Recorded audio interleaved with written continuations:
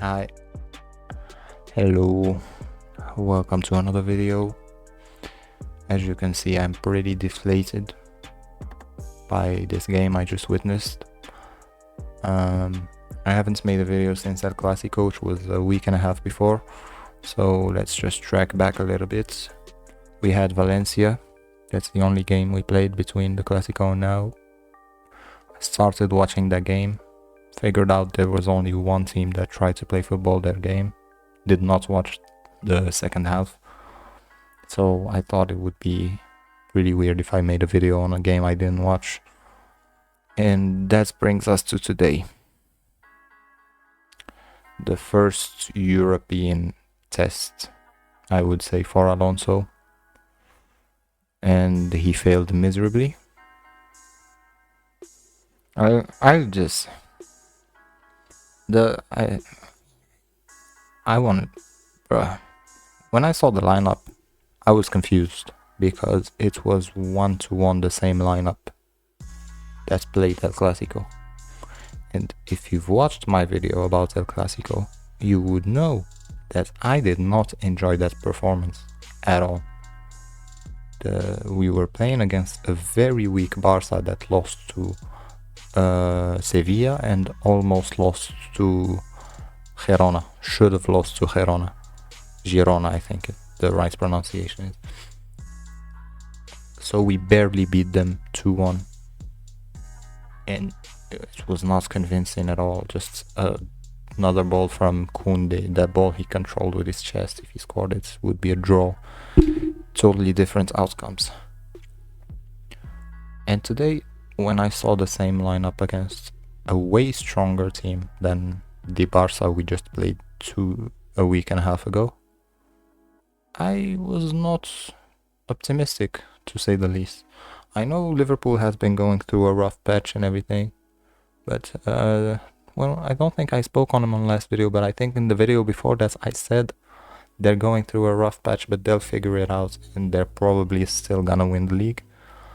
I don't know about that anymore because they just wasted so many points that I don't think Arsenal are gonna waste, but if anybody's gonna bottle that big of a lead, it is Arsenal. So let's get back to our team, the ones that we're making this video about. Real Madrid. We are playing. What was that in terms of formations? What is that? Is that a 4-4-2? But it's not a diamond. It's a 4-2-2-2. Is that a 4-3-1-2? Is Arda is not a winger, but he's also not a midfielder. Camavinga is a holding midfielder, but at the same time he's an attacking midfielder for Liverpool. I just don't understand. We're playing Vini extremely wide, like touchline wide, but there's no one on the other wing. So Liverpool just knows we're gonna attack through Vini's wing every time. Where is the game plan? I mean, if not for Courtois, we would have lost this game by a lot. What the hell is going on here? What the hell is going on? I think that's an ad on YouTube. Never mind.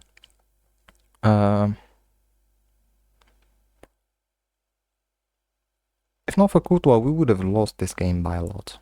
It would have got lost by 5 or 6 goals. They were pressing extremely high. 6 players in Real Madrid have whenever there's a goal kick. So since we have 4 midfielders and the fullbacks who go up, Valverde and so 5 midfielders if you count Valverde as well. It's 4 midfielders plus Valverde and Carreras. We also have 6 people that should be helping for the build-up, but we don't. It's Courtois pinging it long to I don't know who. Mbappe, or you think Mbappe or Vini are gonna win a header against Bradley or Van Dijk or Konate? There was another goal kick where Courtois gave it to Huijsen, who then tried to dribble a player and pass it straight to Mbappe. Why are we playing with 4 midfielders if our center back is playing straight to the striker? Like, it's the same thing I've spoken about this entire year. There's no plan. There's just fit the big names on the team sheet every week. The biggest names you can fit in there, just throw them in there and hope for a 1-0 win, 2-0 win. Mbappe again today, invisible. Nowhere to be seen. I'm pretty sure he's gonna start next game again. Vini played an okay first half. Second half, I'm pretty sure he was told to keep it simple. A lot of back passing, which is unlike Vini. And Bradley did very good in his 1v1s against him. I have to give credit to Bradley. Yeah, but the winger on the other side did not play. Oh wait, there was no winger on the other side. Let's keep forgetting that. Rodrigo came on for Camavinga, where we did not miss Camavinga at all, but we also didn't notice Rodri playing. It was just a mismatch, bro. It should have been a 5-0, 6-0, 7-0. It should have been absolute destruction if not for Courtois. Militao, Tchouaméni saved a lot of shots. We didn't have a midfield. This is the problem. I've said this many times. I truly believe the issue with Real Madrid is Mbappe and Bellingham. The two of them in the team it's overkill. It's just being forced. There's a forced player in our midfield and a forced player in our attack. You can say the best I've seen Alonso play. There's 2 periods of time where we were playing really good. There's the Club World Cup when we had Bellingham but didn't have Mbappe. And then there's that 2-month stretch at the start of the season where we had Mbappe but we didn't have Bellingham. Bellingham came back, threw off the entire midfield by forcing him in there against Atletico. That's our first loss of the season. This is our second loss now. Things have to change. The team should come first. Players should come second. That's my opinion. I mean, I'm not trying to discredit Alonso right now, but it is very hard to accomplish the results he's accomplished so far. He's won almost every game except for 2. It's just 2 games he didn't win were Liverpool, which I do not believe is too important. As he even said before the Clásico, the Champions League group games are not that important in terms of points and who you end up playing in the knockouts. It's not very important, it's not as important as the league, but it's very important for confidence reasons. I mean, if we met Liverpool again last season after we lost to them, that loss in the groups, I'm pretty sure we would have lost to them again. It's just how it is. Arsenal, who beat PSG in the groups, had a lot of confidence. They beat Atletico Madrid. They had a lot of confidence. I don't know, bro. I think a lot of players are confused. They still don't know what they did wrong.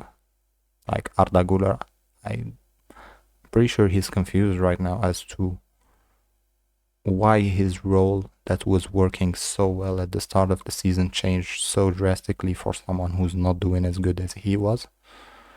And Vini is clearly very angry with the treatment he's been receiving this year. I mean, yeah, next game I think is Vallecano, and then there's an international break.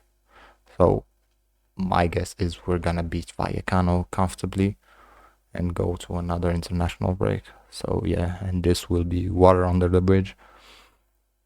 But we need the thing that baffles me is that he did not learn from his mistake in the Clásico, since he played again with this lineup. I mean, I know Franco is injured. I don't know if it was his plan to play Franco, but then he got injured. But we play better in a 4-3-3 this year. This specific season, we've always played better in a 4-3-3. Every time we change it, we play bad. We still get the win, but we do not play well. So, yeah. I am very, very disappointed in not in the result. I'm actually very happy with the result. Very happy. Because we lost. We deserve to lose, but at least we didn't get humiliated in score-wise. But performance-wise, we got humiliated. It's like we don't have a midfield. It's defense and Courtois, Mbappe and Vinicius. Nothing in between. No, I mean, Liverpool players in between. There was nothing going on in the game. No chances I can recall that were wasted, nothing. We scored like the one chance. There was a shot from Mbappe with his left that turned outside, but that wasn't really a chance. Even if you scored that goal, it came from a half chance or something like that. It wasn't like a clear cut. I think the clearest chance we had was the one that Bellingham shot with his left. That was saved by Mamardashvili. So yeah, our chance creation suffers a lot when Arda is not playing in midfield, and he was not for some reason. It just pisses me off, man. I feel bad for players like Arda, like Gonzalo, like even Valverde. I feel bad for. Like, why is he still playing at right back? It feels to me like just like Xabi is just running away from that decision in midfield. That he just wants to play everyone. He's not facing the reality that some players are not good enough to be starters, and some players need to be benched. It is what it is. You cannot start player against every team. We do not have Kroos, Modric anymore. Those are the type of players that could play against any team with the experience and the skills they had. They could adapt to a situation. Like Kroos was the dictator of tempo in the games. He would slow it down, speed it up, move up the pitch if the other team was not attacking, take shots in the team when there's no threat from the other team. But if he's playing against Man City, he's almost gonna play like a third center back just to help build up. Modric, you could find him at right wing at the 10, you could find him on the left wing, you could find him at holding instead of Casemiro. Those are the players that can play against any team. You do not have those players anymore. You have to play players that are specific to the other team's weakness. Like today, they were playing a 40-year-old Robertson that was not playing the entire year. They were trying Kirkes, and Kirkes was shit, so they went back to Robertson. And guess who tested Robertson today? No one. No one did, because no one played there. Because Arda did not play as a right winger, nor did he play as a midfielder. He played as a shit in between. Why? Makes no sense.